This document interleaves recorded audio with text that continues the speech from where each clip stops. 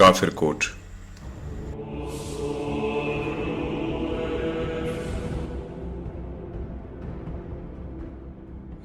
काफिर कोट के खंडरात में मंदिरों की सीढ़ियों पर बैठे मैंने अपने चारों तरफ निगाह डाली।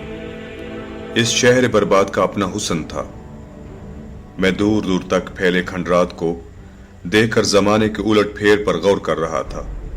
या फिर अचानक मुझे राजा बिल और राजा टिल का ख्याल आया कि किस तरह इन दोनों भाइयों ने पहाड़ों की चोटियों पर किला जात को तामीर कराया होगा, जो बहादुर, दलेर, ताकतवर और माफूकुल बशर हैसियत के बादशाह थे, जिनका जिक्र महाभारत में किया गया है। वो सिर्फ शेर, हाथी और गेंडा वगैरह का शिकार करते थे। आम जानवरों को शिकार करना अपनी तौहीन और हतक समझते थे। काफिर कोट जनूबी को राजा बिल ने तामीर कराया था, जबकि काफिर कोट शुमाली को राजा टिल ने। इनकी तामीर 7वीं तो 10वीं सदी ईस्वी के दौरान मुख्तलिफ औकात में होती रही है। ये दोनों हिंदू दौरे शाही के आखिरी फरमारवा थे।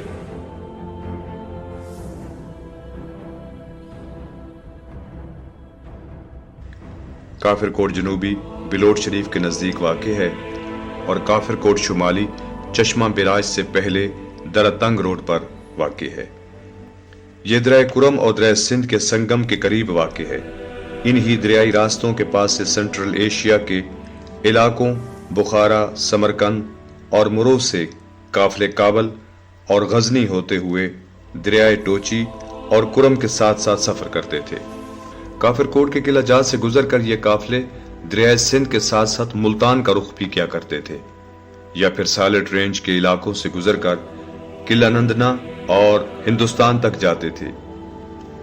इसके अलावा तिजारती काफिले और जंगजू हमलावर दरियाए गोमल के रास्ते से बरसगीर में दाखिल होते थे और दरियाए सिंध के जरिए तिजारती माल बजरिया कश्तियां मुख्तलिफ अतराफ में रवाना किए जाते थे।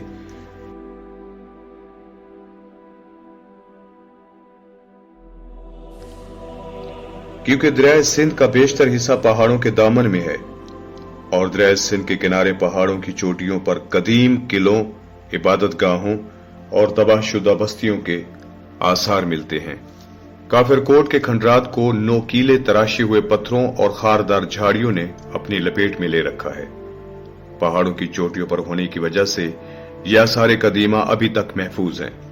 दानिशवर मोहम्मद शरीफ के मुताबिक मुसलमान इन किलों को काफिर कोट पुकारते हैं, जबकि हिंदू इन्हें राजा बिल और राजा टिल के किले कहते थे। जनूबी किले के मंदिरों की तादाद 7 है, जबकि शुमाली किले की मंदिरों की तादाद तकरीबन 4 के लगभग है, जो खूबसूरत तराशे हुए पत्थरों से तामीर किए गए थे।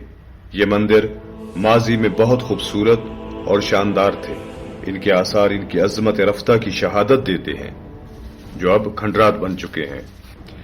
इन मंदिरों की तामीर किले नंदना जिला जेहलम, कटास के मंदिर किले मलोट जिला चकवाल, माड़ी शहर जिला मियांवाली से मिलती जुलती है। ये पत्थर लाइमस्टोन तर्ज के हैं, जिन्हें मंदिरों के अतराफ से कारीगरों ने निहायत खूबसूरत डिजाइन से तराश कर बैल बूटों से मुजय्यन किया गया है। दीवारों पर सूरजमुखी के फूल तराशे गए हैं। मंदिरों के ये पत्थर मकामी पहाड़ों के पत्थरों से नहीं, बल्कि इन पत्थरों को जिला कोहाड़ से कश्तियों के जरिए यहां लाया गया और फिर इनको तराश कर नस्ब किया जाता था। ये आराइश बहुत पेचीदा और बारीक है। बेशक ये शाहकार उस वक्त के फनकारों की महारत का मुंह बोलता सबूत है।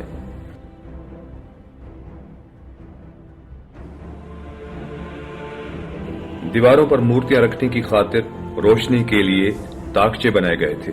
इन मंदिरों को चूने और पत्थर की आमेजिश से बनाया गया था। काफिर कोट के खंडरात के तीनों अतराफ बुलंदो बाला पहाड़ और गहरी खाइयां हैं। मशरिक की तरफ आबी गुजरगाह है। पहाड़ी पर चढ़ने के लिए पुराने जमाने की एक सड़क के आसार पाए गए हैं। इन मंदिरों को मखरूती शक्ल में बनाया गया था। इन पत्थरों पर मौसमी तब्दीलियों का असर नहीं होता। इनकी बैरूनी सतह खास मुजय्यन है। काफिर कोट के अंदर एक बहुत बड़ा तालाब था, जिसमें बारिशों का पानी जमा हो जाता था। इस तालाब के इर्द गिर्द पूजा पाठ के लिए मंदिर बनाए गए थे। क्यास है कि काफिर कोट के मंदिर और किले सुल्तान महमूद गजनवी के 10वें हमले में इनके हाथों बर्बाद हुए।